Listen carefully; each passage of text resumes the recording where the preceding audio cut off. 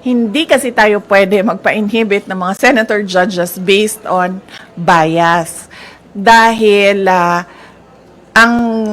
ang posisyon lang naman ng isang tao is you are for or against, Inday Sara, no? Kung ganun ang ating basehan sa inhibition, ay dapat din natin ipa-inhibit ang mga senators na meron ding bias against Sara Duterte, no? Tulad na lang ni Senator Risa Ontiveros na in a public speech, sinabi niya na kailangan talaga, ano ba term na ginamit? Kailangan burahin or kailangan wasakin, kailangan sirain, gibain ang pamilyang Duterte.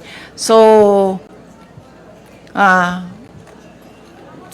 kung ganon, na magpa-inhibit tayo based on bias, ay madaming senators ang ipapa-inhibit for or against Sara Duterte. Kaya sinasabi ko, ibigay na natin yung benefit of a doubt dyan sa ating mga senator judges na gagawin nila ang trabaho nila ng patas according to sa sinumpaan nila as senator judges.